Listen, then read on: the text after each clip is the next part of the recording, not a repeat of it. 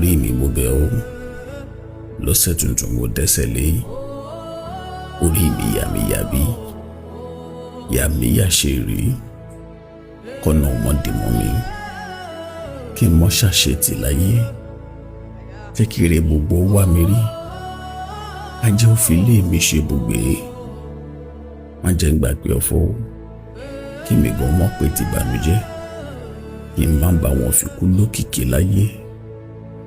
Ohun gbogbo ló bá dáwọ́ mi lé lọ́sẹ̀ yìí, jẹ́ ó yọrí sí rere. Ìwọlé mi àti jáde mi jẹ́ ó máyọ̀ lọ́wọ́, kí n mọ́rin tẹ́jú ilẹ̀ mọ́lẹ̀, kí wà mí àti ṣe mi ó má bàráyé nínú. Ayọ̀ mo fi bẹ̀rẹ̀ ọ̀sẹ̀ yìí, jẹ́ ń fayọ̀ parí rẹ̀ láṣẹ Elédùmarè. Àṣẹ.